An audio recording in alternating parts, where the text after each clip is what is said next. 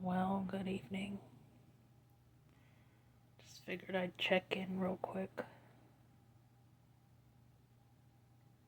Who knows? Maybe I'll talk about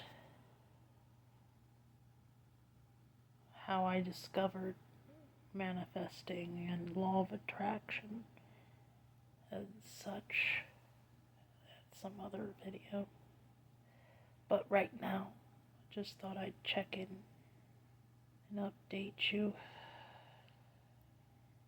If you haven't seen the other 3 videos, I would encourage you to do so, and also read the description so you get a better idea of where I'm coming from on this one.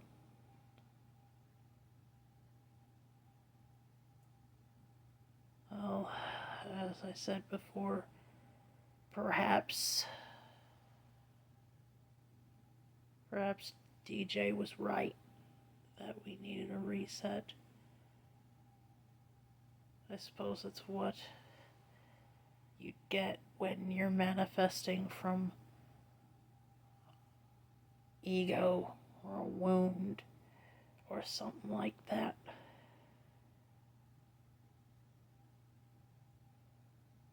Rather than that healthful place of, I know I prefer that, and I love this person, specific person, if you will, unconditionally, no matter what, and I would prefer him be part of this healthier paradigm that I'm creating. That would be more healthful and, of course, passionate too. And you never know,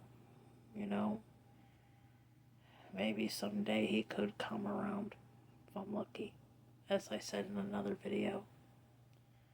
However, I gotta put myself first. I gotta take care of myself. And maybe he sensed that obsessive energy and could have very well filtered me through other people that might have been similar and maybe did God knows what to him.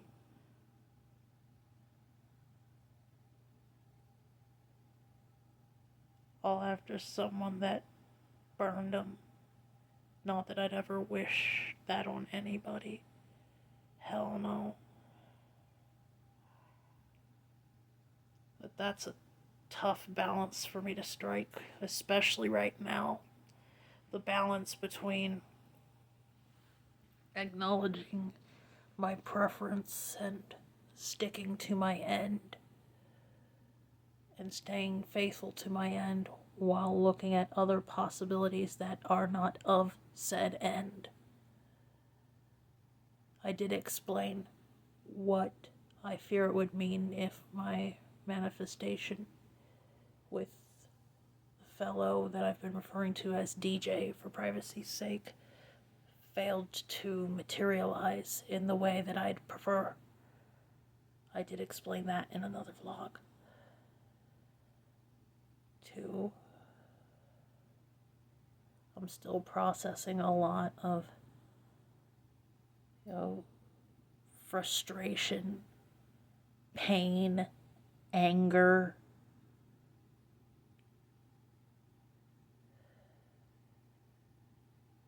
and blindsidedness.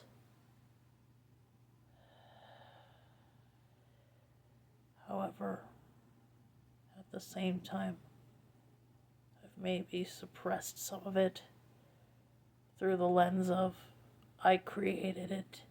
Well, at least I had a huge hand in creating it.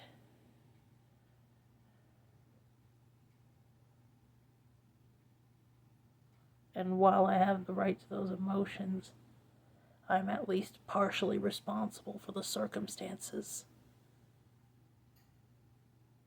Well, for my role in them anyway. So my mother and I ended up talking about that, and she ultimately said that she hoped that things would eventually turn around for my sake, though I understand her doubt about that, because people can only change if they decide they want to change. And of course you can't force their hand now. I'm not saying that I'm trying to force anyone's hand at all, because that's not what manifestation is about, as we know. No. We can influence people to change, though. We can influence, but not force. I did look up the difference between influence and force, by the way. Influence is long term, while force only works in the short term. One article put it as the marinade. Very funny. Very funny. So I picked up some groceries and all. Here's Budster, chilling out without a care in the world. He has trust in the universe. Been praying with Budster even. Budster, who knows, maybe John. I'll run into John later. I'm supposed to be meeting up with Allie this Sunday. And maybe I'll show her the channel that I've also linked to Mimi. And also in the description down below to better explain where I'm coming from.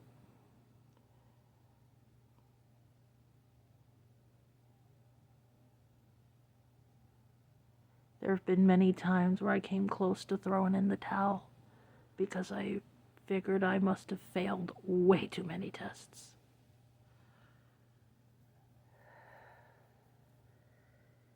And who knows? Maybe that's all the progress I was supposed to make at this moment. At least at this time.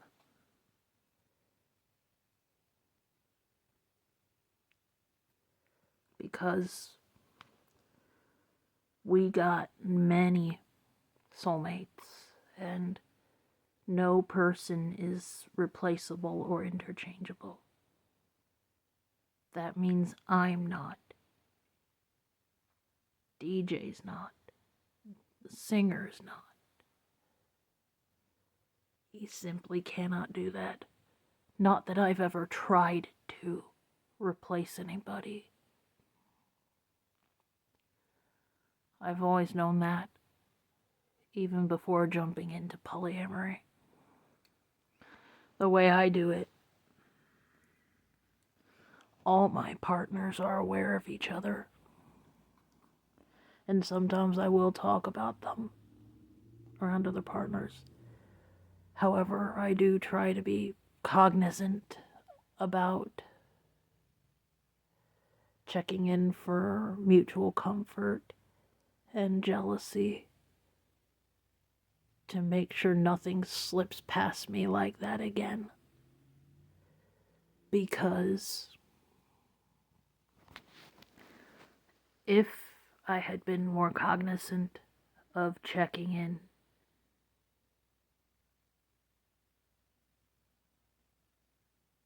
I feel that if I'd been more cognizant of not only checking in about partner transparency with DJ and checking in to make sure of long-standing mutual comfort, then the whole journey would probably be different, at least on some level. And I would at least be closer to my desired end. Right now, I'm in a state where it's pretty difficult for me to stay there, to act and manifest from my desired end. You know that end that Neville speaks about? Taking time to read more of his books. I got the collection that has everything all in one book. Excuse that zit, that's disgusting. It's also that time as well. I've envisioned that I would be more regular again, instead of missing cycles all the time. So at least I'd have a more general idea of when I'd be more likely to be able to conceive a child.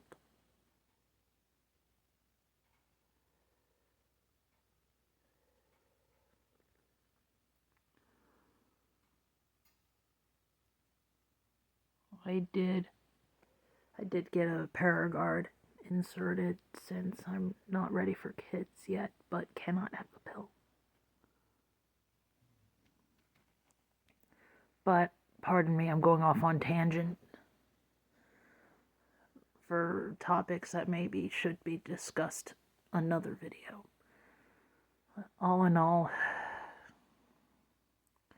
I've told a couple close friends of mine my plans of what I wish to tell DJ when and if we come out of that reset period. Now,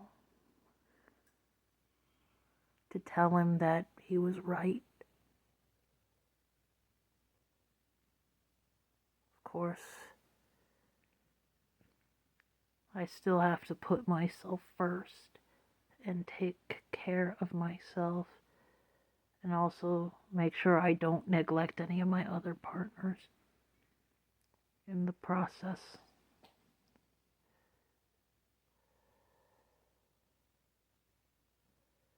There are some details that I do need to keep to myself for privacy's sake, of course. Excuse me. Oh my god. Oh. Damn allergies. Dust. Pollen. Excuse me. I'll be right back.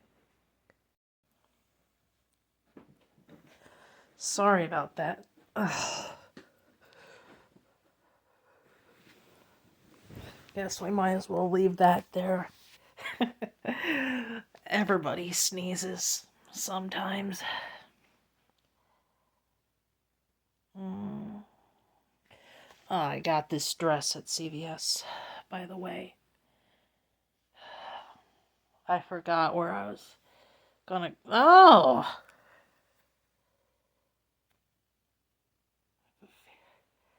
Tomorrow I've got a few important meetings, and maybe I'll check back sometime before or after that.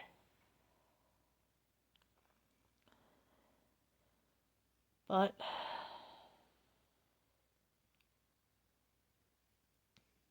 there. I'll see you next time.